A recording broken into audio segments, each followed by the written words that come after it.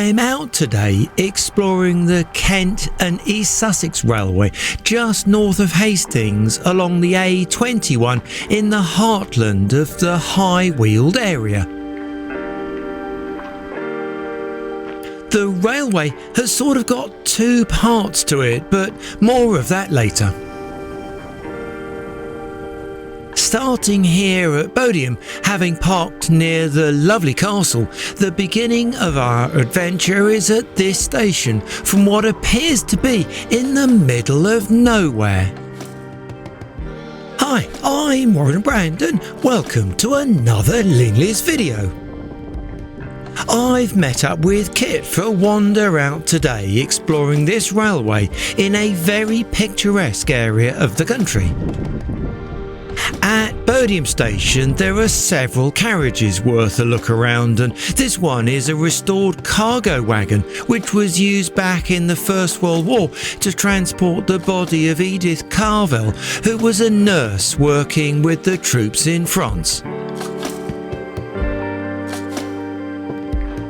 These old wagons and carriages are made of good old solid construction. Heavy steel sections, basic suspension and basic engineering meant that they can continue to run on the rails after all these years.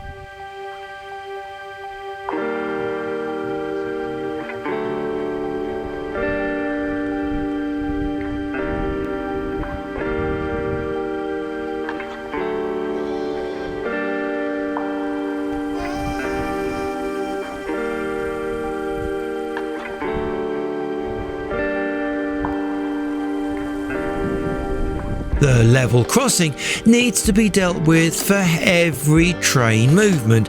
Careful liaison with the signalman and listening out for bells and the sounds of the approaching engine is all part of the gateman's job.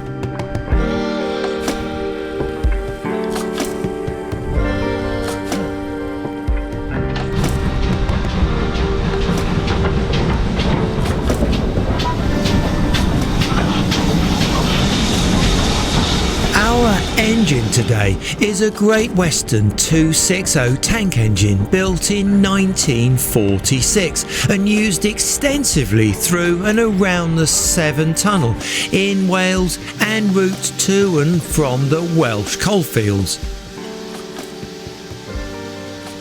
Being saved from the scrapyard, rebuilt and restored to its current fine running order, it's taken part in the Steam on the Met events run on the Nene Valley and Didcot Railway metals.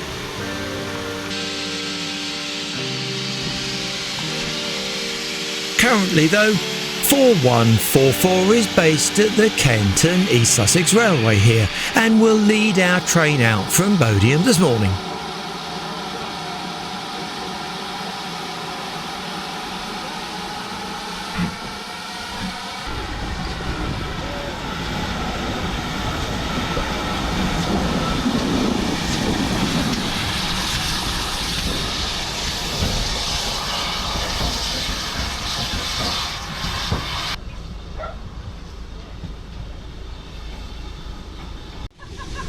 Welcome to the K&ES Sussex Railway. The train at the platform is the 11:43 steam service, calling at Bodiam, Rother and Tenterden town.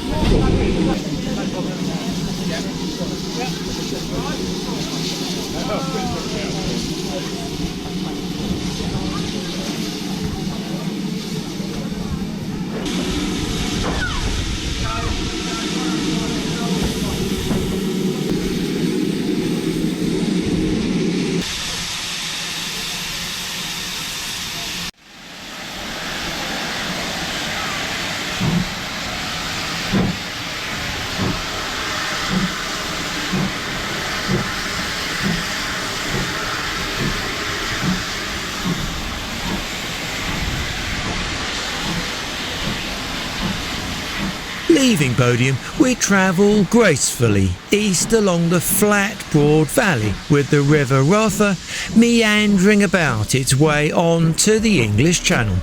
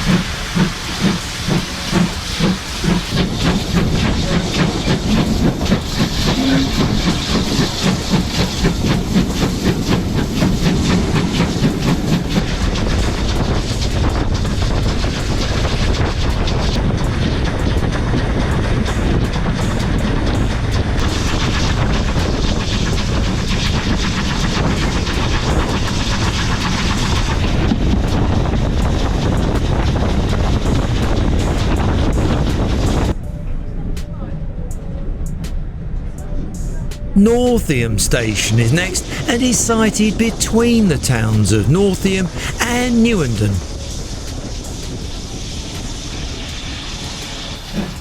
The railway has had a checkered history and was part of a complex network of routes between St Leonard's along the south coast up to lines out from London further north. Some local lines were opened up as long ago as 1850, but this line had some difficulties. It was not until proposals were accepted for the line to run along the Rother Valley under terms of the Light Railway Order in 1900. There were speed limits set for the line up to 25 miles an hour, so the line was never going to be a quick link between the towns.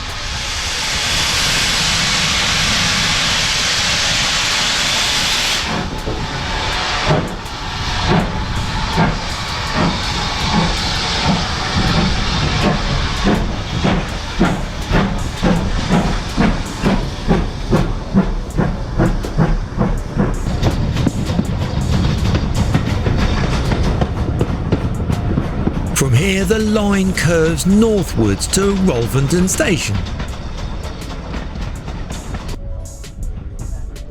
The Rother levels are broad and look rather likely to flood given any heavy rain. Here we're just only about 10 metres above sea level. Widdisham Road Station is over 3 kilometres from the town as the crow flies and rather further along the winding road.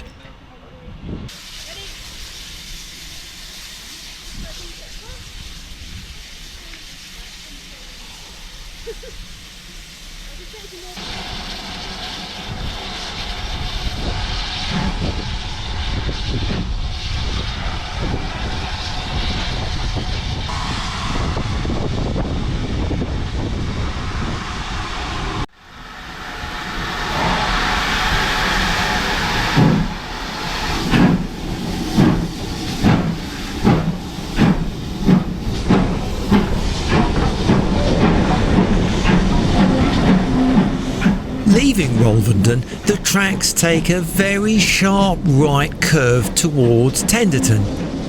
Looking at the map with the contours, the reason for the abrupt curve is obvious, but without understanding the geographical profile of the land, the harsh right curves looks like the railway was going to miss the town of Tenterden and the navvies made a last-minute correction.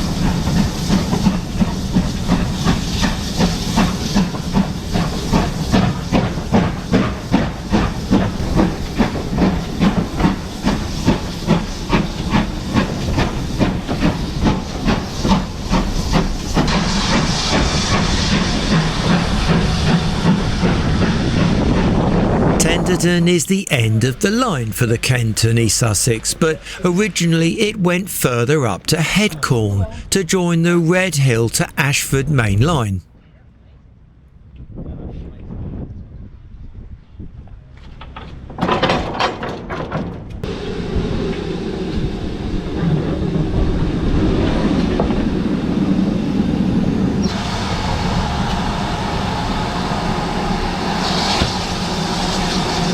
As was the case for many railway routes in Britain, this line was under threat of closure from late 1950s and by 1961 was, indeed, closed by British Rail. With the closure of that story, a sequel began to be written, and by 1974 the line initially from Tenterden to Rother reopened as a heritage railway under a preservation order. By 2000 the tracks back to Bodiam had been relaid as well. Kit and I dived out to the local town to grab a bite to eat and a pint. There are several pubs and places to stop in. Back at Tenterden station we had time to explore and enjoy what was around. This fine little loco was dashing about getting ready for the departure of the Pullman service, the fine dining train running today. Loco number 25, currently named Northium, is a 1953 MOD loco built by the Hunslet Engine Company. It used to run as Loco WD-197 with the name Sapper as an army workhorse along routes including the old Longmoor line in Hampshire. This little loco doesn't have much size, but more than enough energy to cater for the dining train. Pun intended.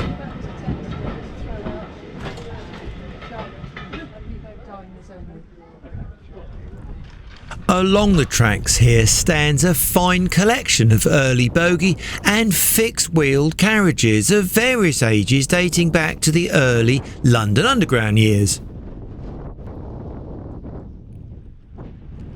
Then alongside the parking area here stands very proudly a magnificently restored Metropolitan Railway carriage dating back to before 1900.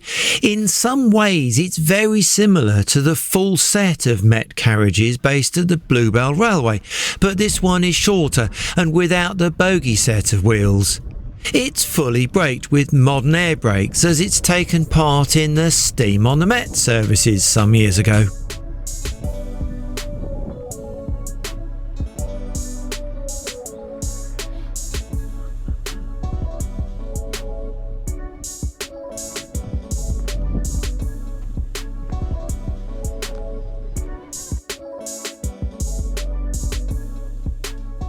There's a very interesting museum here too, and included on display is this fine old steam loco.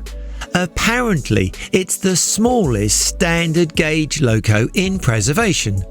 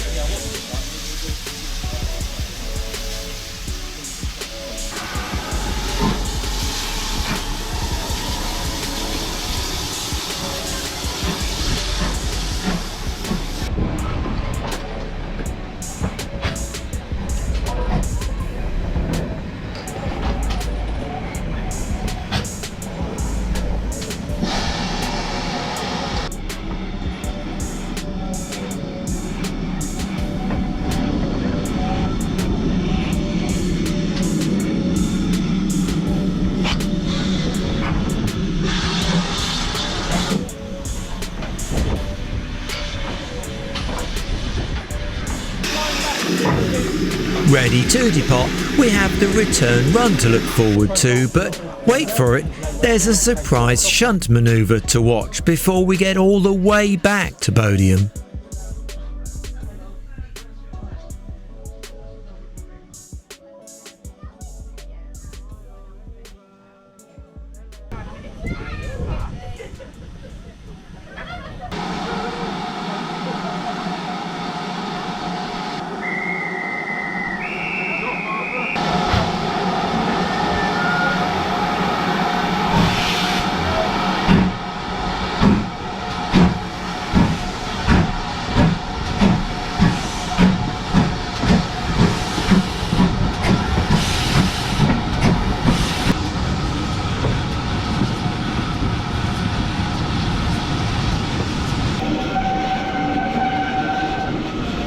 Pulling into Rother, it did seem that we were struggling somewhat, and on arrival we were asked to leave the train so that the second carriage could be removed.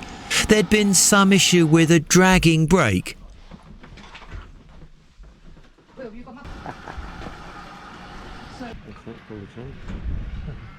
With the loco having taken the front carriage away, the new end of the train was prepared so that this carriage with the dragging brake could be removed. The train crew dropped the Buckeye coupling and pulled out the buffers to their extended arrangement so that the chain coupling can be used to pull the carriage.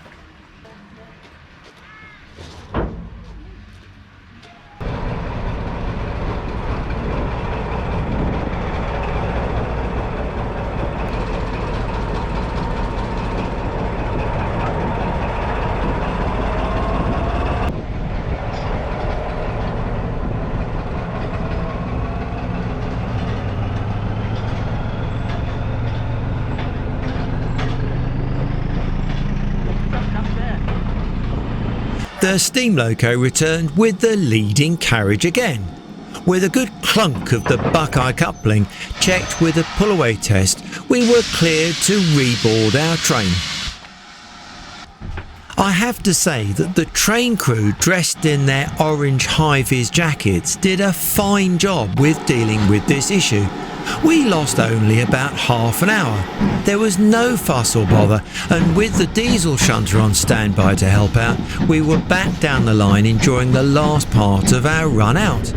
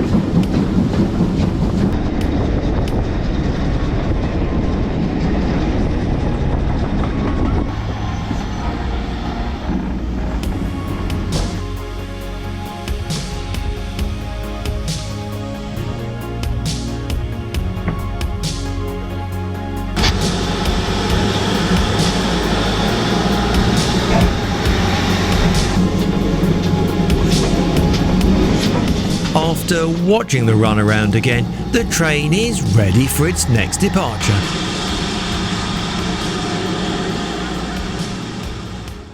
Kit and I have other aspects of the railway to explore. The section of line open today is not the full extent of the railway.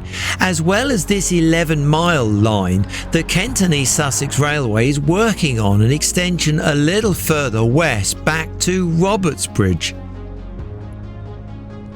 Indeed, here, just outside Robertsbridge, there's evidence of railway infrastructure. On the map, this section is called the Rother Valley Railway. And in Robertsbridge itself, there's this short section of line relaid, as well as the makings of a fully operational station. If you know any more about this railway, please do add a comment below.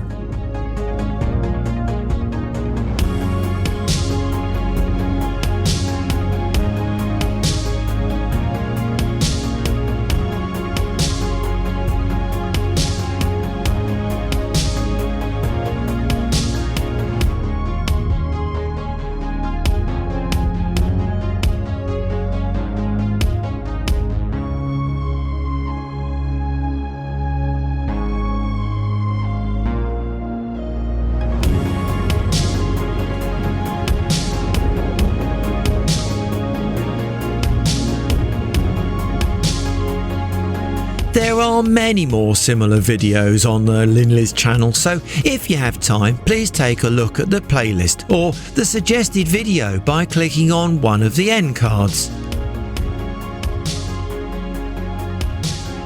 Thanks for watching and bye for now.